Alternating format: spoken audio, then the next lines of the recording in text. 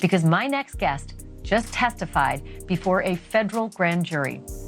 He says he was in possession of a trove of digital evidence from Diddy's freak-offs and parties.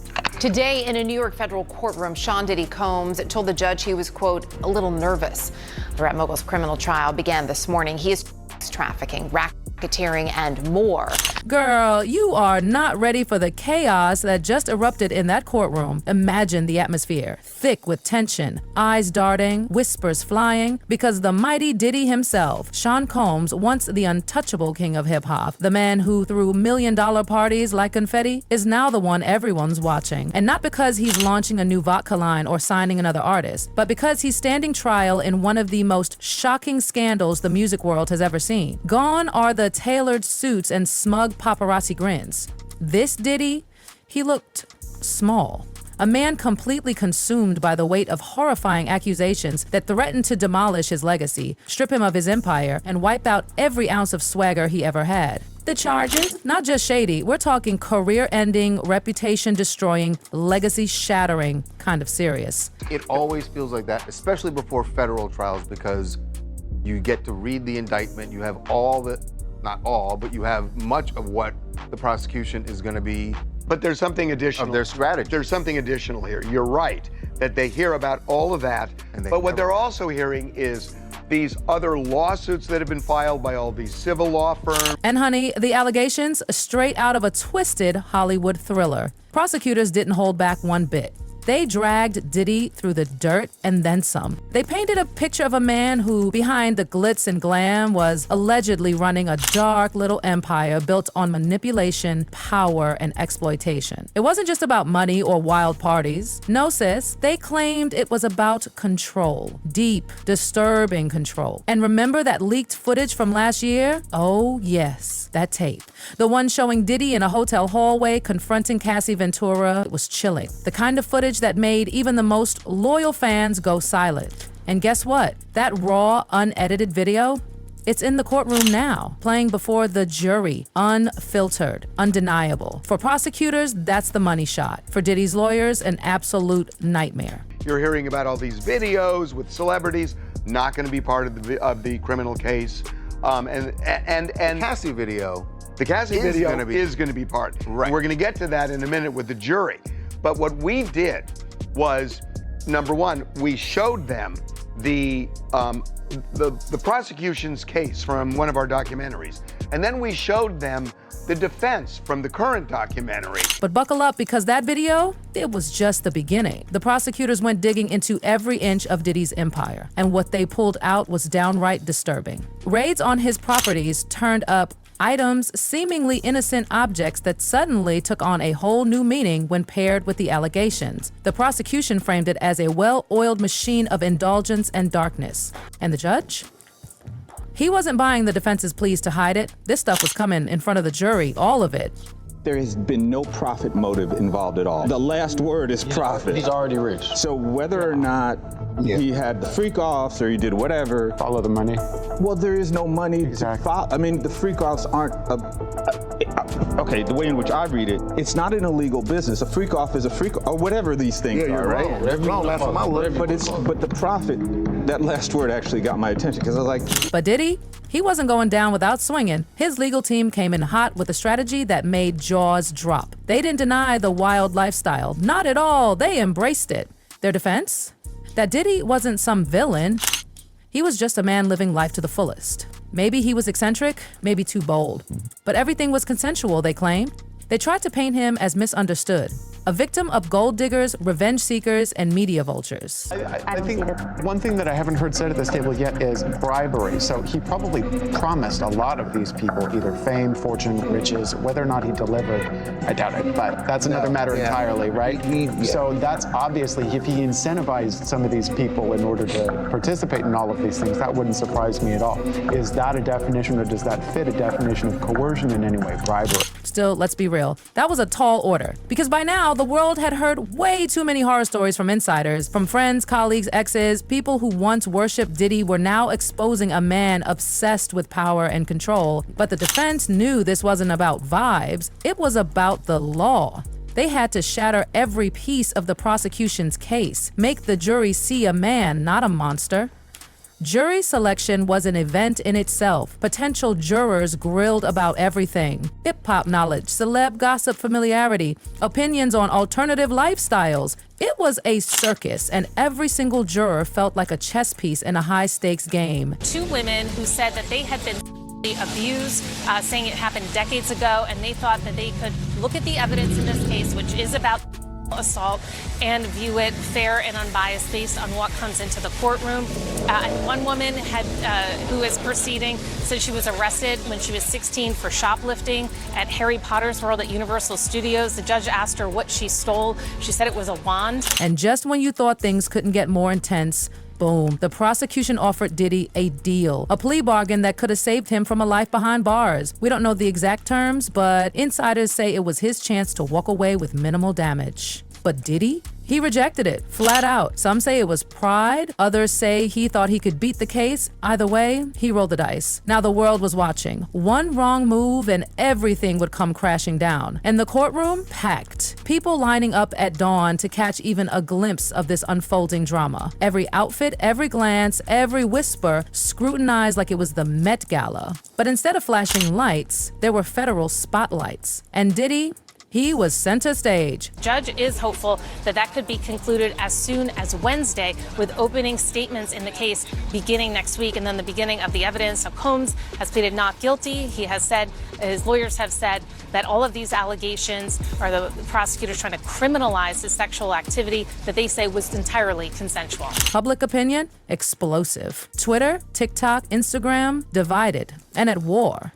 Some were screaming witch hunt, while others said it's about time. Celebs who once called him brother were dead silent, and that silence, louder than any statement. Meanwhile, the prosecution went for the jugular. They stripped away every ounce of celebrity polish, painting Diddy as a man who used fame as a shield to hurt others. And the defense? They doubled down, trying to show a layered, flawed man, not a villain.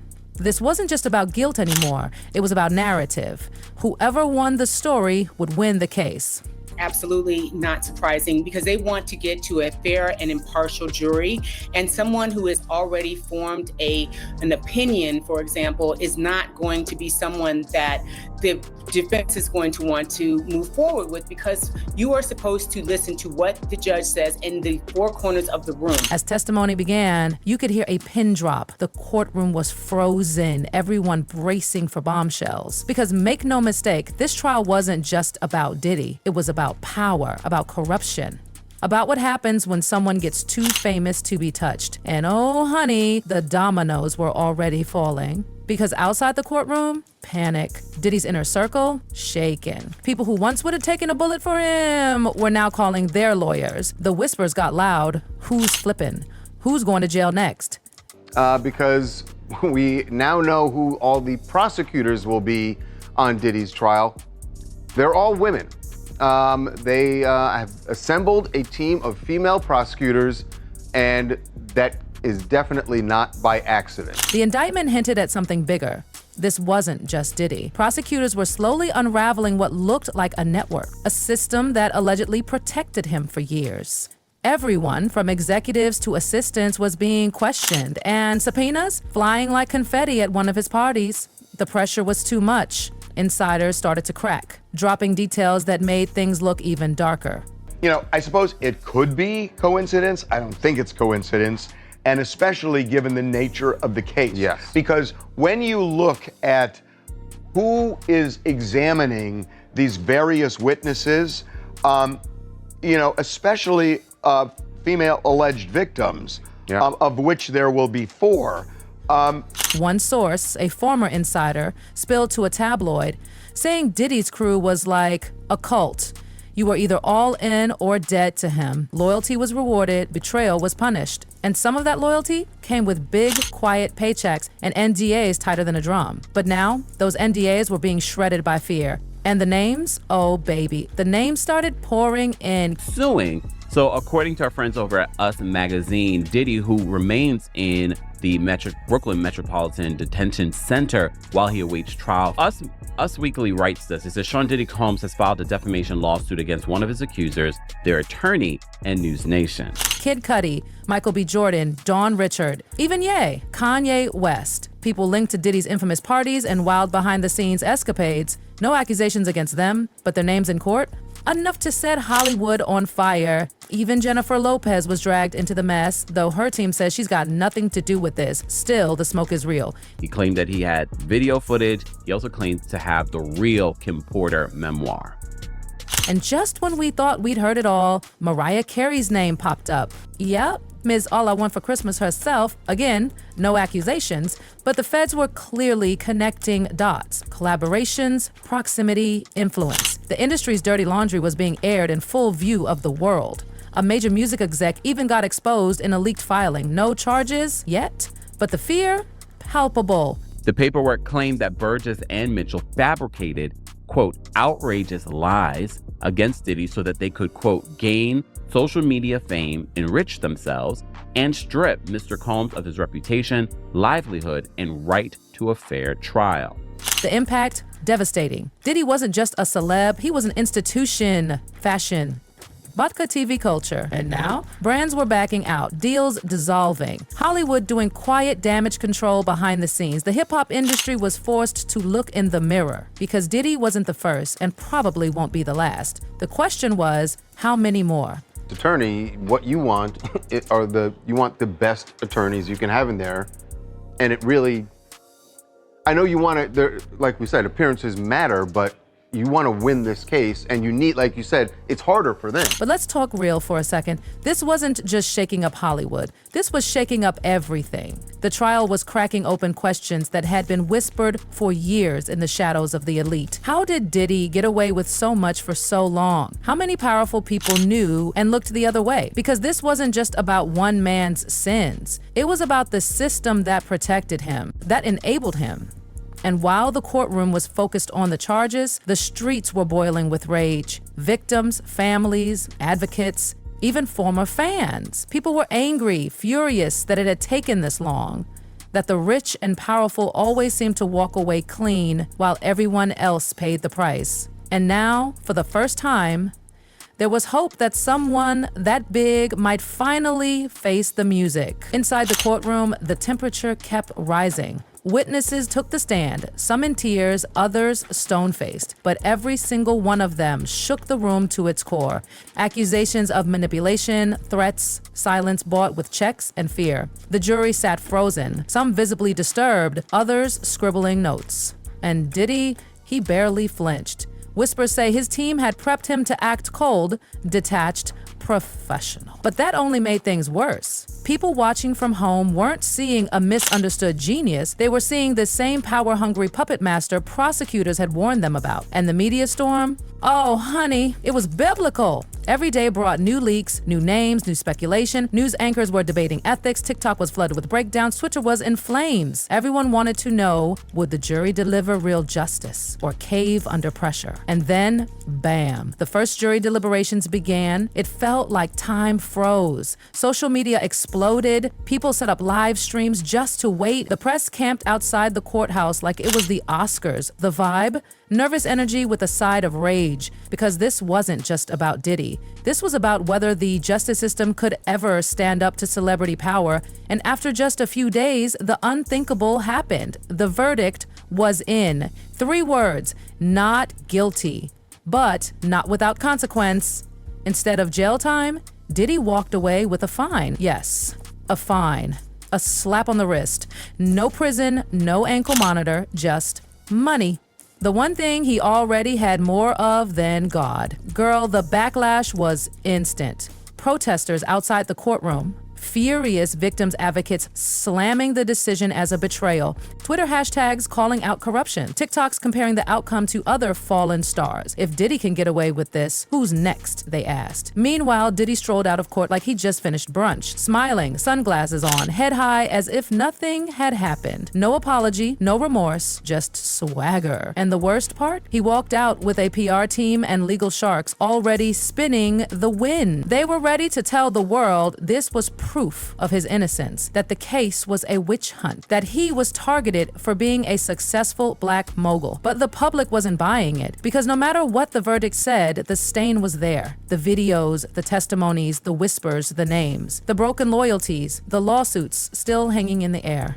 Diddy's legacy was permanently damaged, and the culture that once praised him, now side-eyeing every move. Back in Hollywood, the tension was unbearable. Industry insiders started whispering about who would be next, because now the floodgates had opened. Victims emboldened, journalists digging, feds watching. One music executive was reportedly panicking, ready to flee the country if more dirt came out. A-list celebs quietly lawyered up. Brands rushed to scrub deals. Some even deleted old photos with Diddy from Instagram. Even Netflix, rumored to be pulling a documentary, and then came the revenge. Not from Diddy, but from the ones he hurt. Cassie Ventura, the woman who first brought attention to his abuse, announced she'd not be silent. Her lawyers filed a new civil case demanding millions in damages, and behind the scenes, she was reportedly in talks with a major streaming service for a tell-all documentary. One that promises to name everyone who enabled Diddy's reign of terror. Other accusers stepped forward too, some anonymously, some not. Each story more terrifying than the last. Women, men, former employees, each with receipts, emails, messages, even audio recordings. The Diddy defense team tried to dismiss them all as cash grabs, but the court of public opinion wasn't so forgiving. The internet kept receipts, and baby, those receipts were burning. Meanwhile, the industry finally began turning its back. BET pulled reruns of Diddy-hosted events. MTV pulled his music videos from prime slots. One major retailer removed his clothing line from stores overnight. Sponsorships collapsed. His alcohol empire started tanking in sales. People were boycotting loudly, and the hip-hop community split right down the middle. Some defended him, others disowned him publicly. Artists who once called him a mentor now deleted his name from their bios. Younger rappers distanced themselves completely, and legends like Questlove, Missy Elliott, and even Busta Rhymes began speaking carefully about their past experiences with Diddy.